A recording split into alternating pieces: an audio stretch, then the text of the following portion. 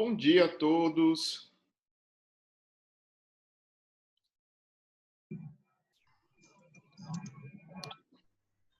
Bom dia, professor.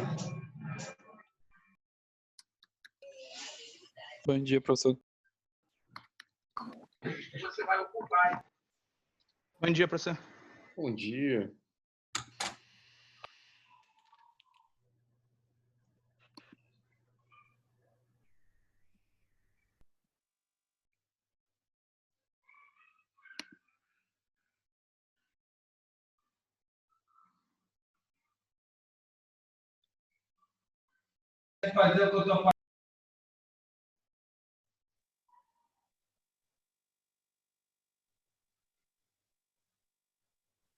Professor, Oi.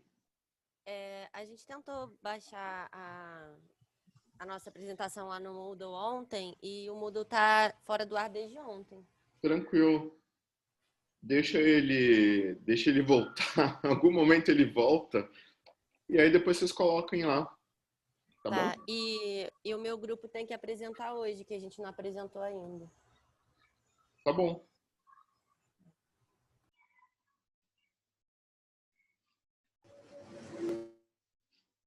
Beleza.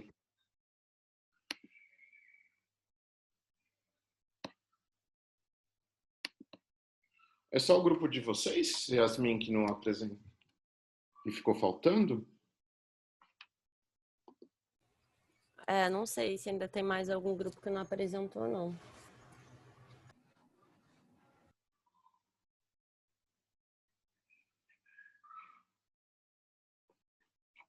Tem mais algum grupo ali que faltou, pessoal?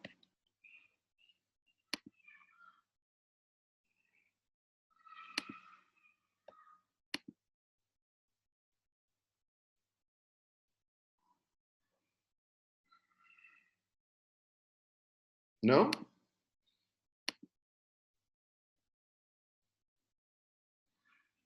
Acho que não, professor. Pelo menos o meu grupo também já apresentou.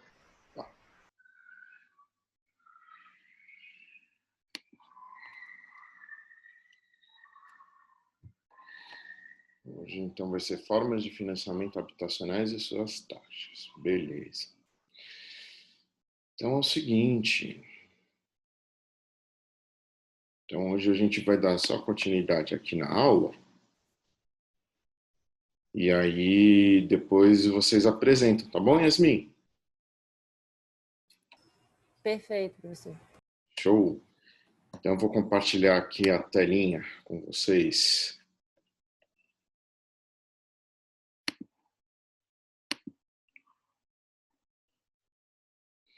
Tá dando para ver? Tá sim, professor. Show. Então vamos lá, gente. Hoje a gente só vai finalizar ali o sistema de amortização. Vocês já pegaram bem ali o esquemazinho de como é que funciona, mas dá para a gente generalizar, né, determinadas situações ali, né, com a aplicação só de fórmulas. Então não precisa fazer o quadro total, né? Muitas vezes você quer descobrir a prestação de um determinado período, ou juros, ou saldo devedor, né? E através dessas fórmulas, né, isso facilita ali na hora da gente calcular, né? Evita ali de fazer uma planilha muito grande. Utilizando a fórmula, a gente já tem ali uma noção ali de como é que funciona, né? E é claro, né, a planilha, no final das contas, né, ali com todos os valores, né, funciona como, vamos dizer, como um double check ali nessa situação, né? Então também é importante ali no sentido de garantir ali se os resultados ali estão coerentes ou não. Então, se a gente voltar aqui para o nosso sisteminha SAC, né, que é Eu vou ficar no quarto. Você troca um pouco, a gente fez. se é o sistema, né, que é o sistema de amortização constante, né? Então a gente sabe, né, que é o valor presente ali na amortização vai ser o valor, sempre vai ser o valor presente dividido pelo período, né? Dividido ali pelo horizonte temporal.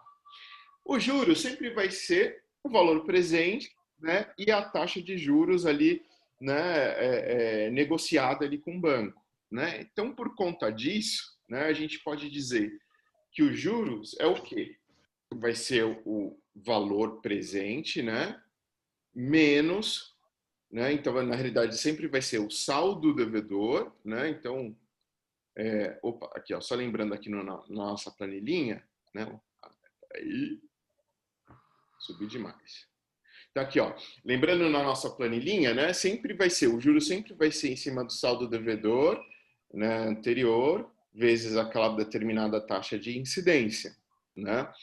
E aí, para as outras prestações, né, será descontado sempre o valor o quê? Da amortização em cima do saldo devedor anterior. Então, aqui eu tenho 3.000 de novo, né? Então, eu tenho esse 3.000, na realidade, com a taxa de juros vai se tornar 30. E se a gente fizer ali descontar o saldo devedor, ele se torna 2.000.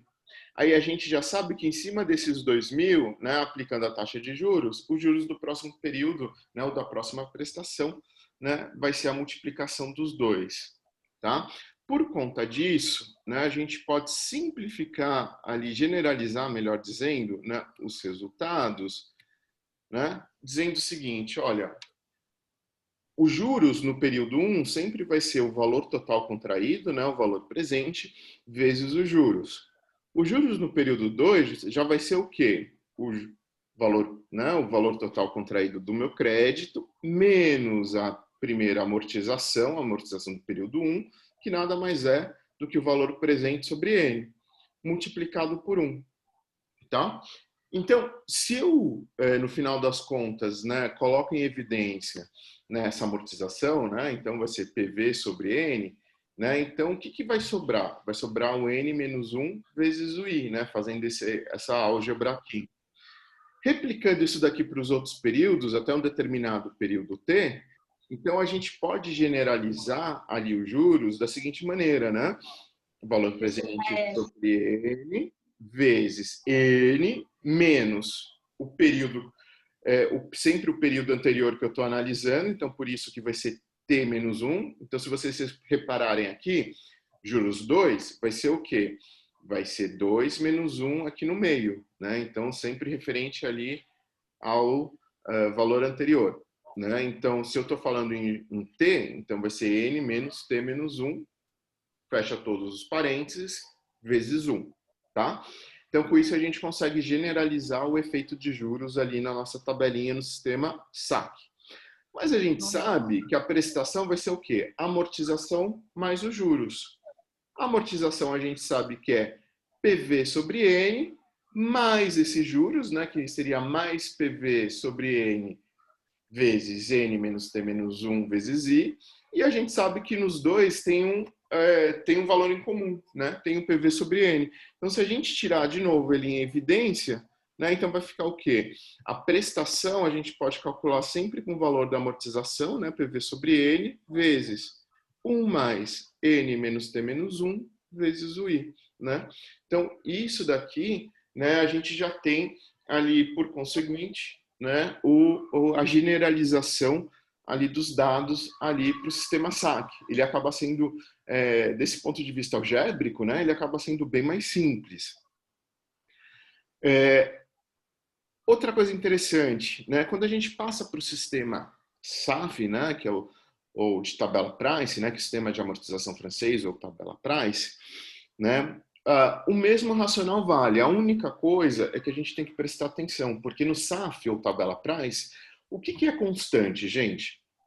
Que a gente viu na segunda-feira. As prestações. As prestações, exatamente. Então, aqui, a gente faz o seguinte traquejo, né? Então, aqui, o juro sempre, de novo, né? Ele não muda, o racional vai ser sempre o valor presente vezes o I, né? No primeiro período. E a amortização no primeiro período vai ser a minha prestação, que a gente já sabe como calcula, né? Sempre vai ser vai ser o PV, 1 menos 1 sobre 1 mais I elevado a N dividido por I, tudo isso daqui elevado a menos 1, ou seja, aquele cálculozinho ali da prestação constante, né? E os juros, né? Então, como é que eu vou descobrir a amortização? Então, vou pegar esses valores da prestação P, que são valores constantes, e vou subtrair dos juros, tá? Então, Quando a gente chega no caso 2, né, então no 1 é simples, a gente tem P menos PV vezes I. Quando no caso 2, o que vai ser? Vai ser a prestação menos o valor aqui dos juros 2. E o que é, no final das contas, o juros 2, né? Vai ser o juros 1 mais o juros 2, certo? E tudo isso daqui, né? Então, tudo isso daqui, né, multiplicado o quê? Por 1. Então, a gente calcula, né, a prestação menos os juros 1 menos P, de novo, né, que eu vou ter que replicar, né, esse primeiro momento, né, de novo, por I. Tá? Porque é o que sobrou ali desses valores, né, porque eu estou sempre, né, ali analisando em cima do valor remanescente, né, da amortização, vezes o I. Se a gente fizer isso daqui, né, sucessivamente, né, a gente descobre, né, que então A2 eu consigo simplificar esses valores, né, então tenho P dos dois lados, P menos PV menos I dos dois lados, né, tiro esse carinha em evidência e sobra o quê? Sobra 1 mais I. E a gente sabe que P menos os juros vai ser sempre a amortização. Então, na realidade, a amortização do período 2 vai ser a amortização do período 1, 1 mais I. Então, repara que, né, que sempre a amortização de um período anterior vai ser sempre a amortização do primeiro período e o 1 mais I elevado o quê? Elevado a sempre o valor que você, ou melhor, né, o período que você está analisando menos 1. Então, no final das contas, né, a gente consegue encontrar que a amortização em um determinado período T vai ser sempre a amortização no período 1 vezes o quê? Vezes o mais I elevado a T menos 1. Lembra, né, que no saque, né, o que acontece? Né? A gente tem dentro da amortização, né, ela é o quê? Ela é decrescente. Né? Então, isso reflete ali o valor decrescente no tempo da amortização. Tá? Então, e para a gente encontrar aqui os juros? Né? Então, os juros vai ser sempre o quê? O valor presente, juros no período 2 vai ser o valor presente, né, contratado, menos a amortização do período 1 vezes o I. Então, a gente sempre vai dizer que os juros, né, de um determinado período sempre vai ser o quê? O saldo devedor, remanescente do período anterior, vezes o I. Tá? Então, também ali relativamente simples ali, no caso, né, da gente generalizar, né, os valores.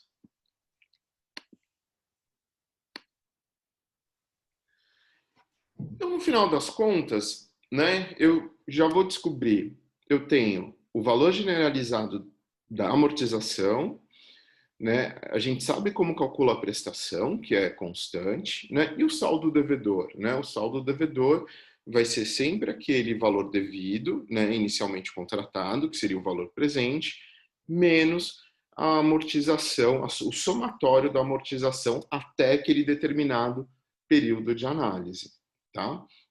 Então, por isso que a gente calcula essa regrinha aqui, né? Então, vai ser o saldo devedor em um determinado período, vai ser o valor presente contratado, menos a somatória, né? Até aquele determinado período, né? Da minha amortização, tá?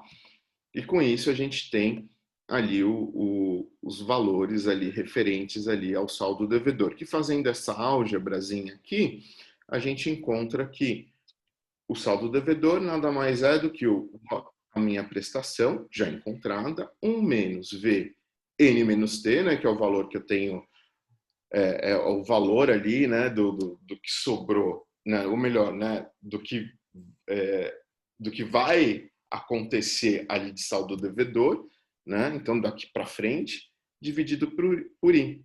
Então, com isso, a gente consegue simplificar ali de forma algébrica, né, ou melhor, generalizar de forma algébrica, né, a nossa tabelinha. Tá? Até aqui tudo bem?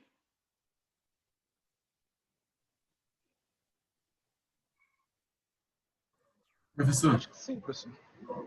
Oi. aquele menos J ali saiu de onde? É só o somatório.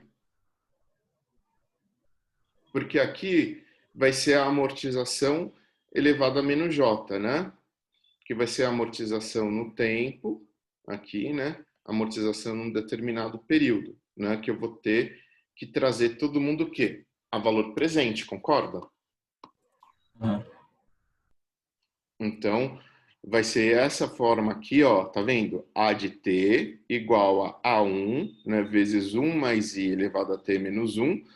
Aí eu encontro esses valores aqui, né, até o valor do meu interesse, e eu tenho que trazer todo o valor lá do futuro, né, das minhas amortizações, para comparar com o valor presente naquele momento, onde eu estou descontando ali o saldo devedor. Porque o saldo devedor, ele sempre vai ser considerado como valor futuro, né? Porque é o que você pagou e aí você tem o saldo devedor. Então, para fazer a análise, né, na tabelinha, imagina que eu preciso saber o saldo devedor sei lá, do período 3, né, e em 6 meses, né? Então, o saldo devedor não é aquilo que já foi no passado, é aquilo que vai ser no futuro. Então, eu trago todo aquele futuro para aquele momento, né, e aí eu consigo calcular. Ah, perfeito. Tá? Aí vamos lá. Uma outra definição importante, né? Se a gente tem a amortização, né, do ponto de vista ali, de finanças, a gente também tem um conceito importante ali que é o depreciação, né? A depreciação ali dos meus ativos, né? Então, isso de alguma maneira, né? Ele está expressando se a gente comprou um determinado, né, um determinado bem através de um empréstimo, né? A empresa comprou um determinado ativo também através de um financiamento, né? A gente sabe que no decorrer do tempo esse ativo ele vai perdendo valor. É como um carro, né? A gente compra um carro, vai lá na concessionária, né? Paga o valor. No momento que eu tirei o carro da concessionária, quanto cai o valor do meu carro em média?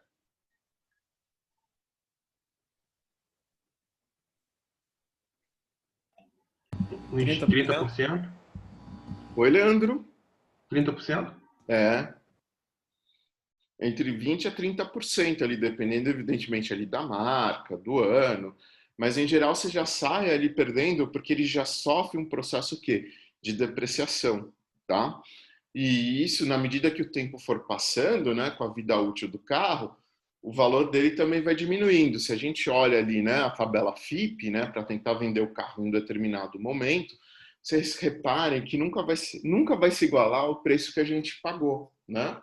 Porque o carro, evidentemente, ele tem, enfim, né, tem lá manutenção, né, tem uso, então com isso você vai tirando o valor daquele determinado ativo, né, daquele determinado bem.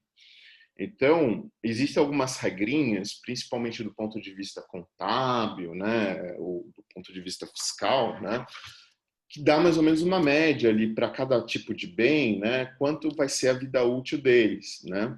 E evidentemente, se ao final dessa vida útil o seu carro ou o seu bem ainda valer alguma coisa, né, tiver, por exemplo, valer algo que é acima do valor de mercado, né, dele, né, a gente pode falar que você saiu no lucro, né, o que a gente chama de valor residual, né, ou seja, o resíduo do valor daquele determinado bem que você adquiriu, né, ele ainda tem valor de mercado, digamos assim, né, e você pode ali ter uma pequena receita ali ao final dele. Então isso é bastante interessante muitas vezes, né? Por isso que por isso que muitas vezes, né, a própria concessionária, o que ela faz, né? Ela recompra muitas vezes esses carros, né? E depois ela faz lá toda a recuperação, tudo e volta de novo à venda, né? Então, muitas vezes até para um valor de mercado um pouquinho mais alto do que ela comprou, tá?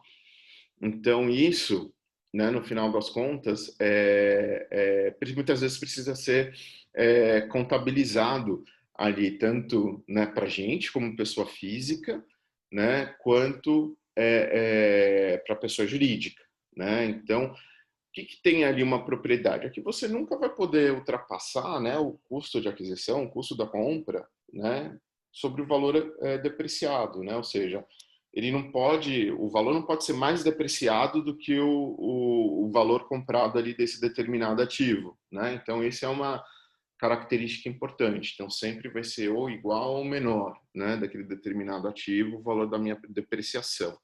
E aí a receita, em geral, né, ela norteia, né, esses valores, né, de vida útil, né, e taxa de depreciação ali para a maioria dos bens ali que são adquiridos ali no mercado. Então aqui é só um exemplo, né? Você tem edifícios, né, que tem 25 anos, aí tem uma taxa de depreciação de 4%, instalações fabris ali de 10 anos, taxa de 10%, móveis e utensílios 10 anos, também em cima de taxa de 10%, e veículos em média ali de 5 anos, né, com uma taxa ali de 20%, né? Mas você tem outros casos, por exemplo, hoje um computador, né, você tem uma vida útil de quantos anos ali em computador?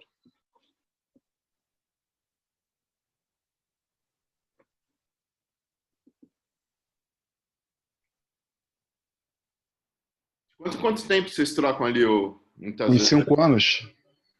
No mínimo, no máximo 5 anos, né?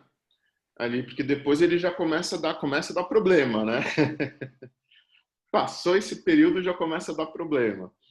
Então, você também tem casos ali, né, de grandes obras, né, como hidrelétrica, ponte, né, essas grandes obras ali referentes à infraestrutura, elas têm ali os valores ali, né, de 25 a 35 anos, né, dependendo ali do tamanho e extensão ali daquela determinada obra, né, que precisa ser feito, né, toda a avaliação econômica ali, né? Então, com isso, né, a gente consegue criar, ou pelo menos, né, existem metodologias ali para a gente calcular o valor devido, né, de depreciação, né? Então, o mais comum, né, que a gente viu ali de forma muito simplória, né, é quando você tem o quê? É o que a gente chama de valores constantes ou linear, né? Quando você pega o valor, né, o custo de um determinado bem e divide ali pelo período, né? Então, isso daí, como exemplo, né, imagina que eu comprei um carro, né, de 10 mil e a vida útil dele é de 5 anos, né? Então, isso significa, né, o quê? Que a cada ano que passa, eu vou depreciando o meu bem em quanto? Em 20% ao ano, né? Então, você fazer 100 dividido por 5, né, que vai dar 2 mil, e esse 2 mil em relação aos 10 mil é o quê? Um quinto, né? Ou 20% ao ano, né? Então, você vai colocando, né, esse dado ali na sua planilhinha para ver se entre período valeria a pena você vender aquele determinado bem ou esse veículo, no caso, né? Ou não. Esperar até o final da vida útil, né? E aí ver o valor de mercado dele e, por conta disso, ver se ainda existe ali um valor residual a ser entregue ali por aquele determinado veículo. Evidentemente que a gente pode também transformar isso daqui, né? Não em anos, mas a gente pode transformar em mês, em dias, tudo vai depender ali da forma como você vai olhar essa depreciação no mês. Uma outra maneira, né, que a gente está falando, né, valor residual, né? Então, o que seria o valor residual do bem, né? É o custo que você pagou por ele e o valor residual, né? Ali um certo valor de mercado né, que esse determinado bem tem, né? Então, a diferença ali, no final das contas, vai ser embolsada por você. É uma receita, né, que no final das contas você recebe, né? Mas nunca vai se comparar ali com o valor total que você pagou, né? Então seria o famoso mercado de pulga, né? Entre aspas, né? Então você compra, depois você tenta vender, ou tenta leiloar, ou tenta, né? Ou tenta ver outro comprador, né? E a diferença vai ser o que, né? O que você vai, entre aspas, lucrar ali desse bem. Outra forma que é menos utilizada, né, é o que a gente chama de método da soma dos dígitos dos anos, né? Então, é como se você depreciasse muito nos primeiros anos e nos últimos anos esse valor ali ia decaindo, né? Então isso daí tem um efeito contábil, né? Porque se você deprecia muito bem, né? Então isso gera um lucro líquido no final das contas um pouquinho maior para a empresa, né? Então por conta disso, né? Elas acabam algumas acabam utilizando dessa maneira. A Receita Federal, na realidade, ela só recomenda, ela não impõe ali determinados valores. Então, aqui, pegando o nosso exemplozinho, né?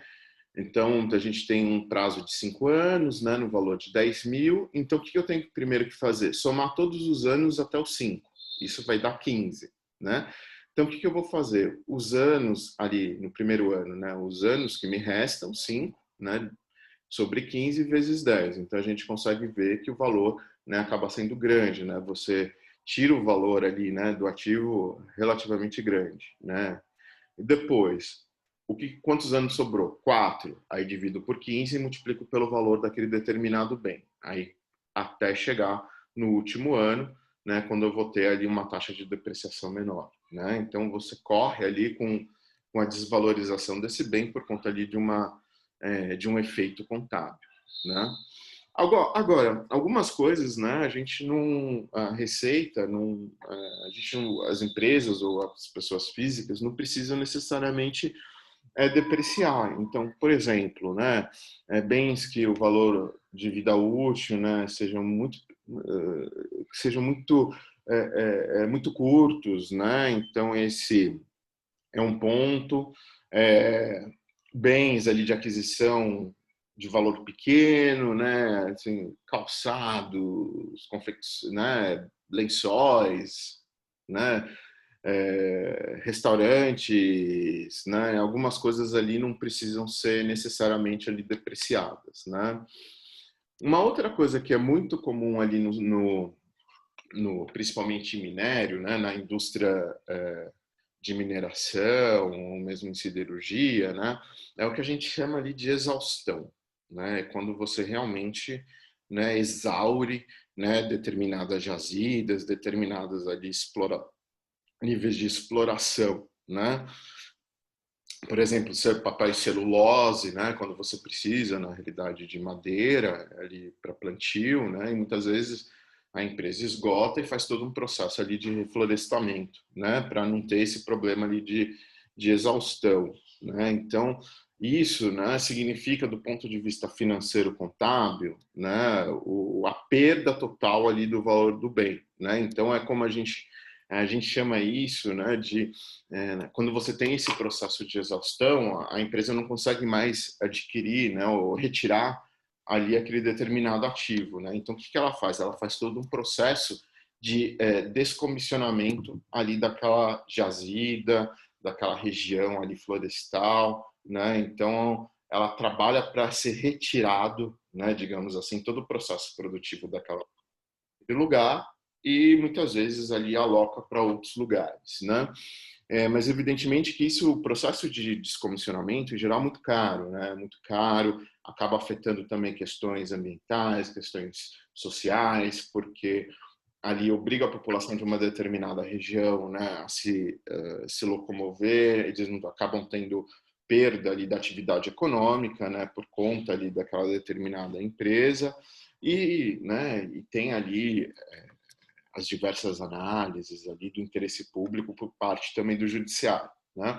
Então isso é muito importante de se atentar, porque hoje em dia, né, com as empresas elas tomam essas decisões já vendo, né, essas questões ali, né? E aí, né, elas têm um plano ali, o quê? No caso da floresta, de reflorestamento, no caso de uma jazida, de recuperação de área, né, tudo isso ali para minimizar ali o efeito ambiental também que tem ali em uma determinada região. E cada vez mais isso está sendo exigido, inclusive, né, para aquisição, ou melhor, né, para tomada de crédito, empréstimos ali por parte de agências de desenvolvimento ou mesmo bancos ali do setor privado ou organismos ali multilaterais, né? Então, se por um lado, né, a gente tem depreciação ali para valor de coisas materiais ali de valor pequeno, né, então a exaustão é a perda de valor ali por exploração. Então essa seria, né, a principal diferença que a gente tem, tá? Então, com isso, né, a gente fecha, né, a primeira parte ali do nosso curso, tá? Então, com isso a gente já está fechando, e os próximos 3 capítulos ali vão ser focados ali em questões ali de análise econômico-financeira, que é o que a gente chama de análise de investimento, tá? Por conta disso, né, eu queria só ressaltar, fazer aqui uma errata, né, que se vocês olharem ali na nossa ementazinha, né, eu coloco aqui o livro do Samanês, mas os capítulos, como um colega ali atentou, né, não estavam batendo, né? E aí eu acertei aqui os capítulos, tá? Então eu vou colocar aqui no chat, depois eu peço para vocês também colocarem ali no WhatsApp, né? Esses são os capítulos ali de resenhas ali para o Samanês. Vocês conseguem ver aqui no chat? Sim. Tá? Então eu coloco o capítulo e coloco os itens para vocês resumirem. Tá bom? Tá Beleza. bom, professor. Beleza. Professor, desculpa, qual é o livro? Do Samanês. É o mesmo livro, então? Não, é um outro livro que está lá no... que eu Tá. indico para vocês ali no Face. Beleza, beleza. Valeu.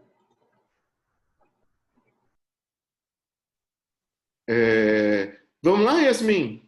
Então a bola está contigo.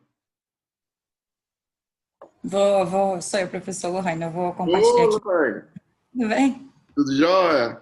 Te pegaram aí? Peraí que eu tô achando aqui a aba, Chico. Tranquilo.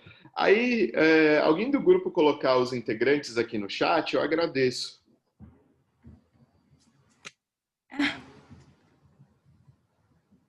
Gente, peraí que eu não consigo ver o que eu tô compartilhando.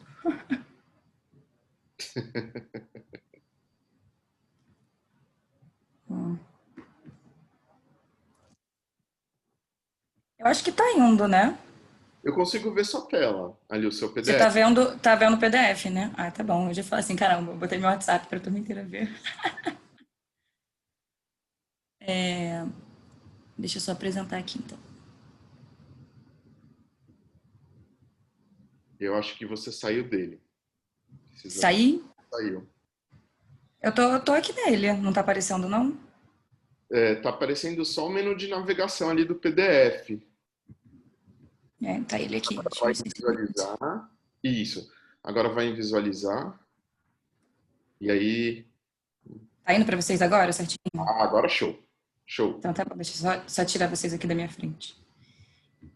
Deixa eu diminuir vocês. Pronto, agora eu só escuto. Então tá bom.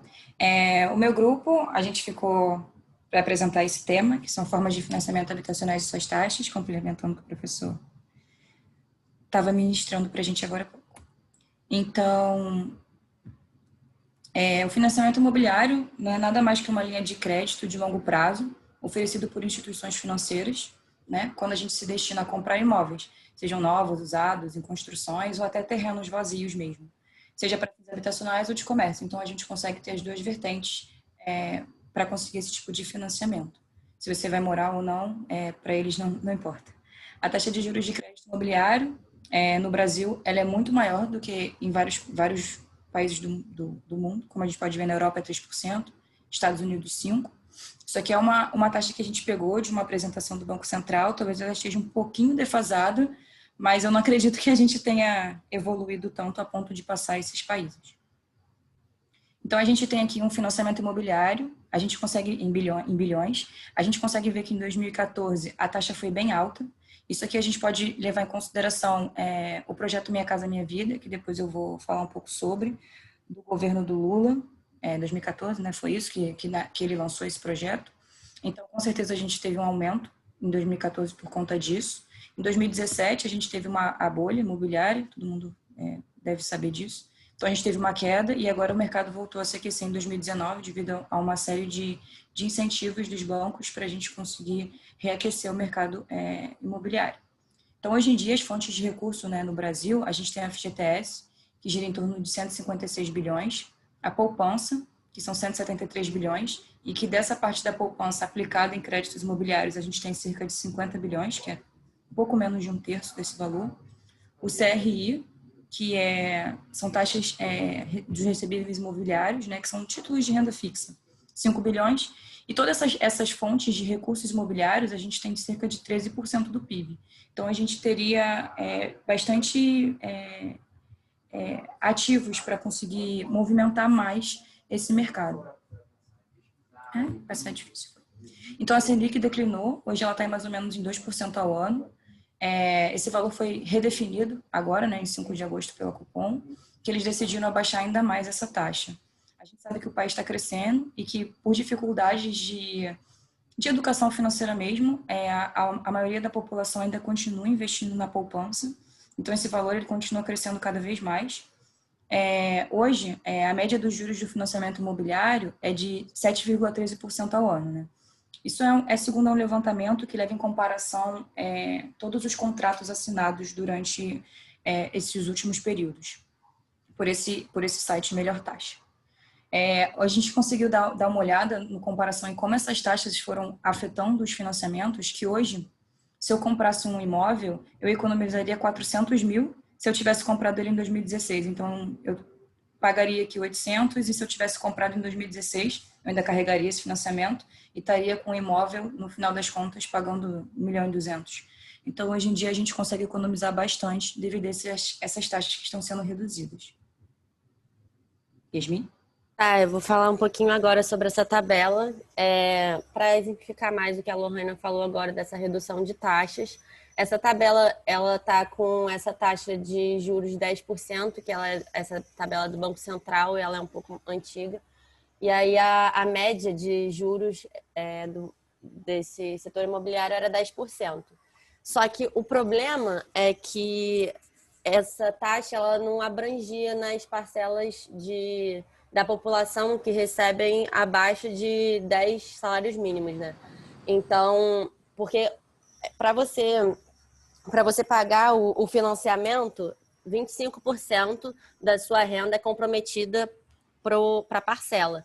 E aí, para esses 25% serem equivalentes à parcela efetiva, que seria ali a amortização mais os juros, teria que ser mais ou menos um apartamento, né? Seria um kitnet, né? De 30 metros quadrados para uma família que tivesse uma renda de 5 salários mínimos.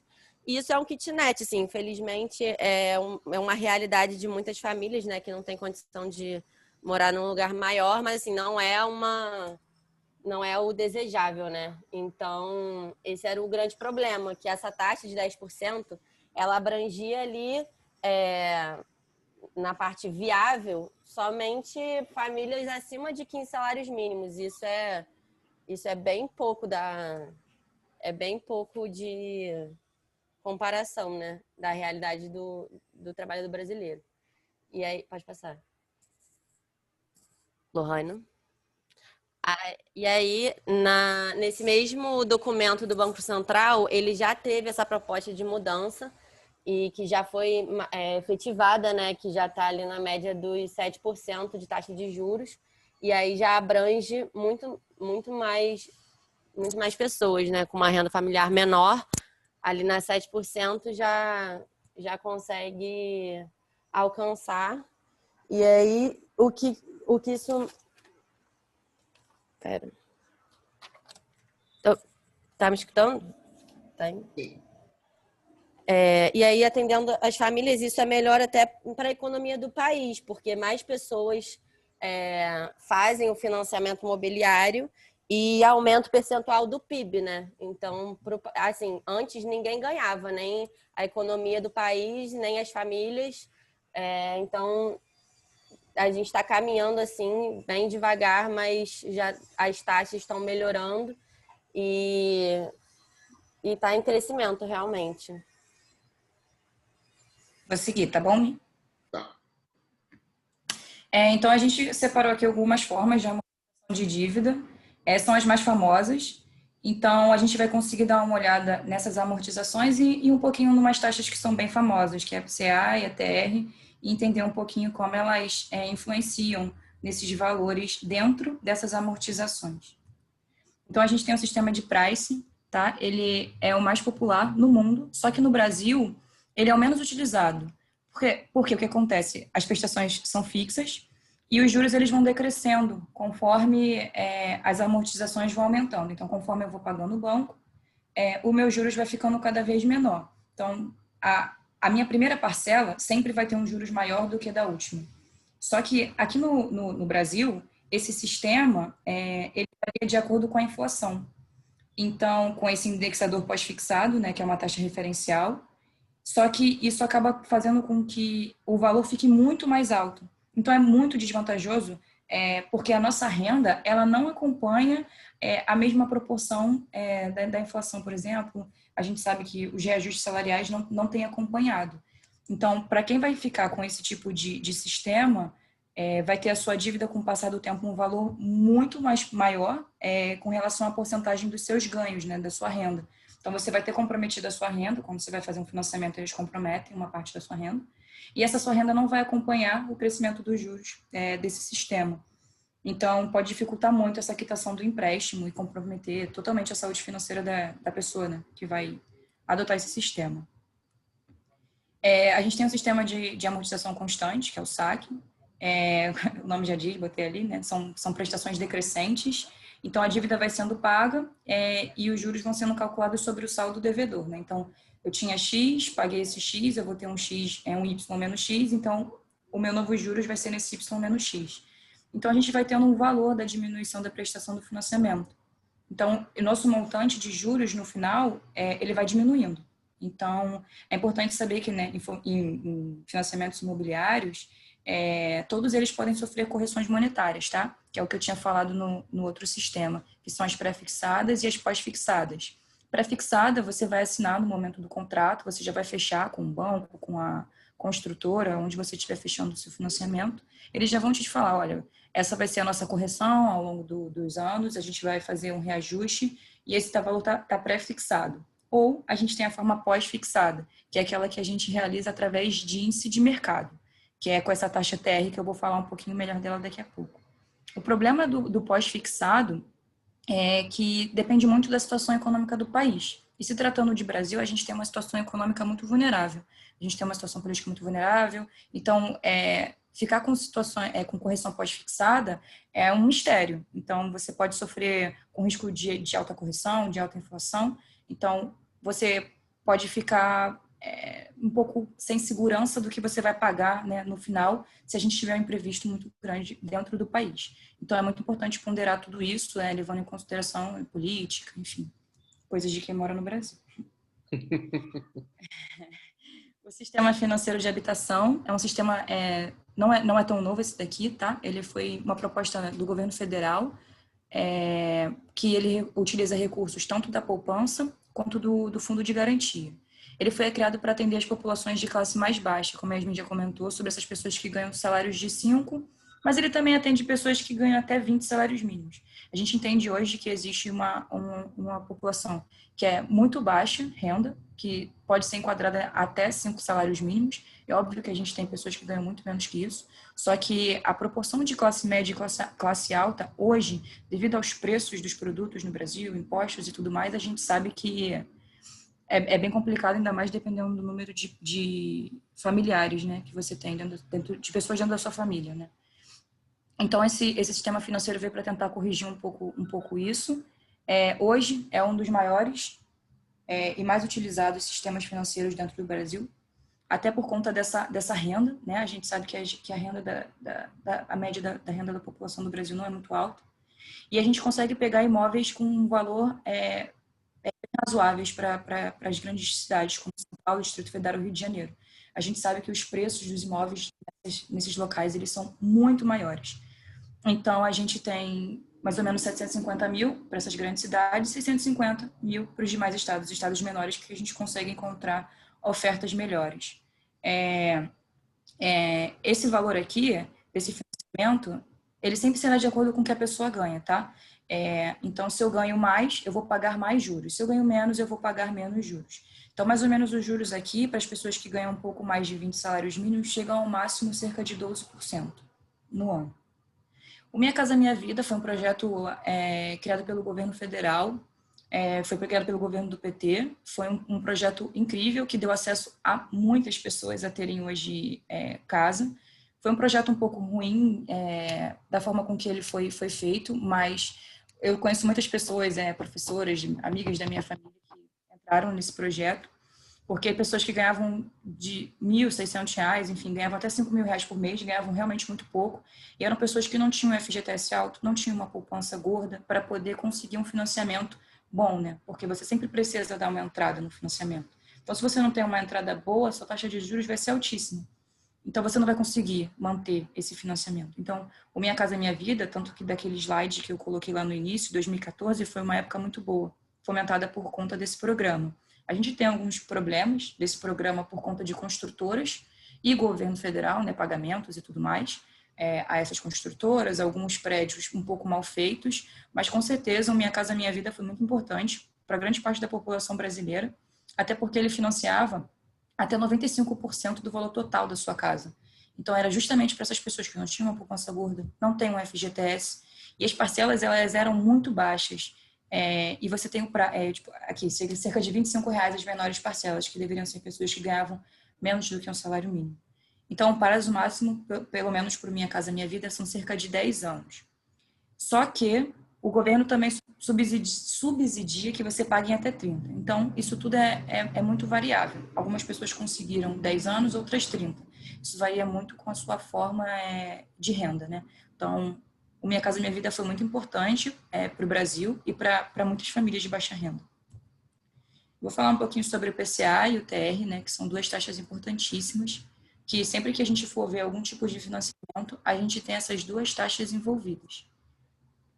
Então, o IPCA é o índice dos preços para o consumidor amplo, né? Esse índice, ele sempre é mensurado, né, pelo IBGE mensalmente, e ele vai identificando essa variação do preço dentro do comércio. A maior vantagem, né, de ter o IPCA atrelado ao seu financiamento é que a sua prestação inicial ela é mais baixa. Então, você tem uma prestação de início mais baixa e óbvio que no caminho do IPCA ela vai aumentando. Mas essa é a vantagem dela em detrimento do TR.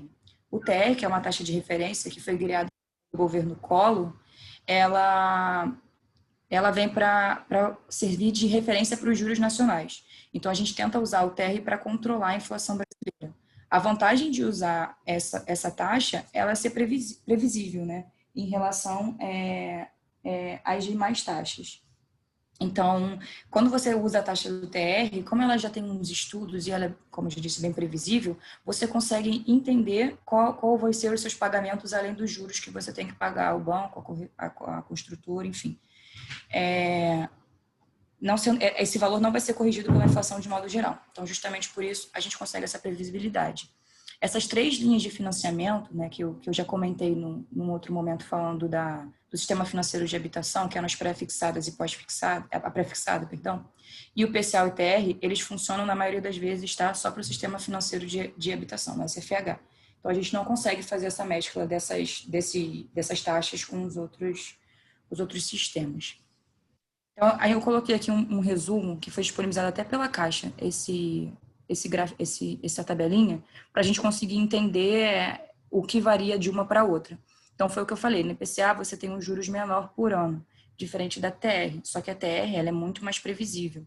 E aqui, dentro da TR, a gente consegue compra de terrenos e construções, o que dentro da IPCA a gente não consegue, a gente só consegue aquisição de imóveis novos ou usados. E dentro da TR também você consegue colocar a parte comercial, né? Então, as duas conseguem continuar usando o sistema de SFH, como eu tinha falado, e algumas usam o sistema financeiro imobiliário também, tá? Os pontos de atenção eu já havia falado, né, que é o aumento da inflação para o IPCA, e na TR é a própria TR, só que ela é previsível. E os prazos são muito variáveis, né? Para IPCA a gente tem 360 meses e para a TR 420. Então quem pega a TR consegue um período um pouquinho maior para quitar essa dívida aí. Aqui eu peguei um comparativo para mostrar para vocês dos juros de financiamento de imóveis por bancos.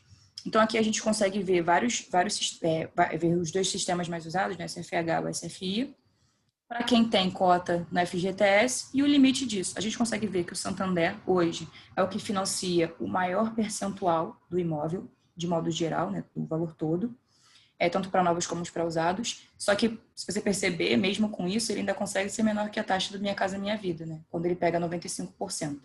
Então, mesmo assim, o Santander está com uma taxa mais alta do que a dos outros bancos.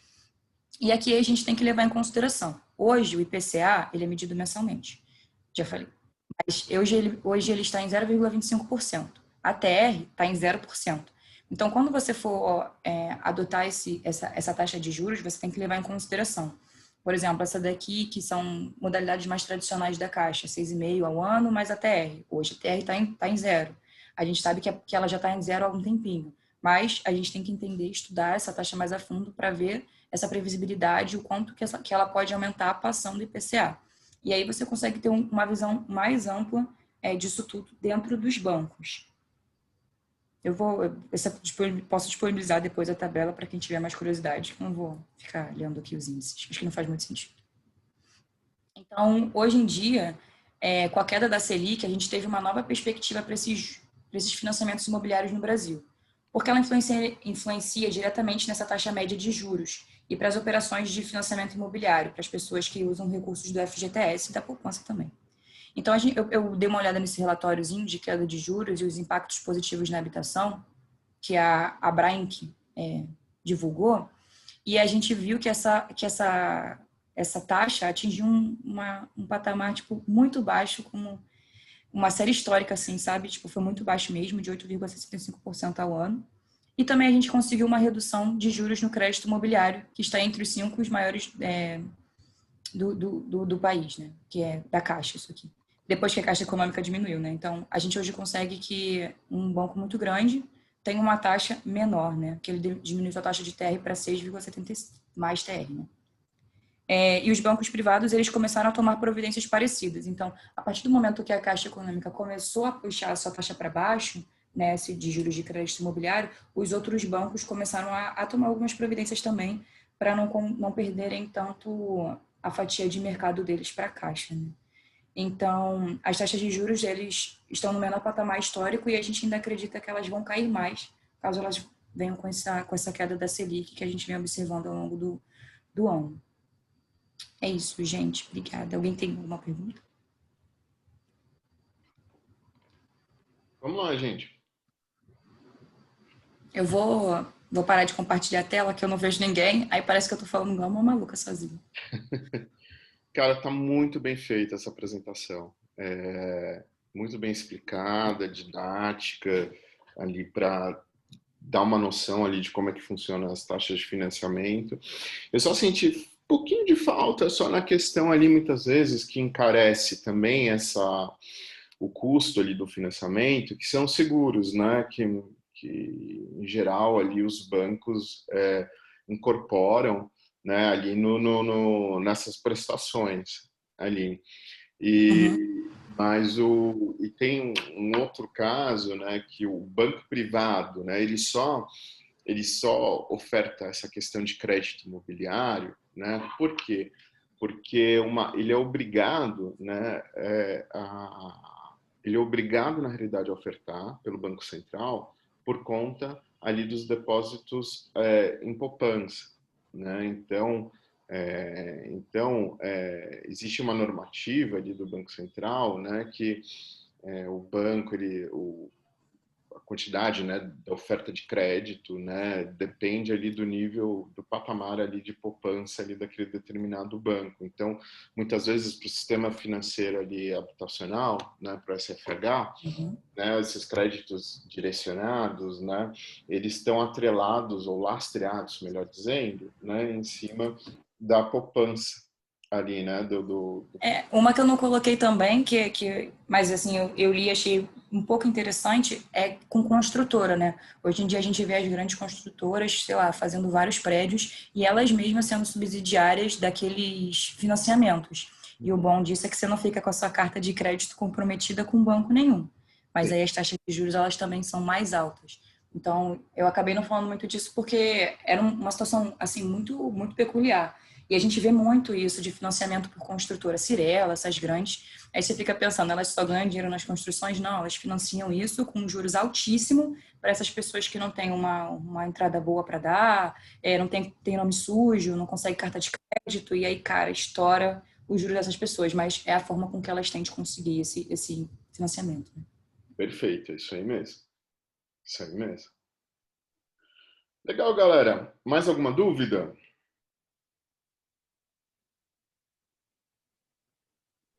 Acho que não, professor. Essa apresentação foi bem completa, bem boa. Acho que não ficou nenhuma dúvida, não. Ficou, na verdade, até bem explicado. Valeu, Lucas. Muito obrigada. Mandou super bem aí. Galera, então são algumas orientações para a nossa próxima aula de segunda-feira, né? Como é feriado, aí eu vou passar para vocês até sexta-feira um exercício ali para vocês me enviarem até segunda-feira à noite, tá bom? E aí, Beleza. aí não esqueçam de avaliar também a apresentação aqui. Professor, o Moodle está fora do ar, eu não consegui subir a apresentação. Manda por e-mail, faz como? Não, pode, espera um pouquinho. Ah, tá bom. Eu acho que o Moodle até amanhã ele já deve estar ali normalizado, tá? Então, eu acredito que até sexta-feira ali vocês já consigam subir tudo de uma vez, tá?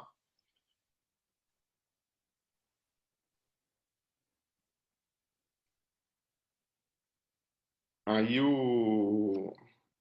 na avaliação, né? Vocês avaliam ali pelo link ali que o Alan passou, né? Que já está lá no grupo, né? Outra coisa ali interessante, tem uma parte de comentários, então se você quiser deixar o comentário, assim, como caso, né, não tem como não dar 10. Aí, Lorena, mandou bem, hein? O grupo arrasou aqui. Então, mas de qualquer jeito, Valeu, gente. tem que avaliar. Então, não esquecer de colocar a data correta e que só teve uma apresentação, tá? E para esse exercício, para segunda-feira, pode ser feito em grupo. Aí vocês mantêm o mesmo grupo, tá bom?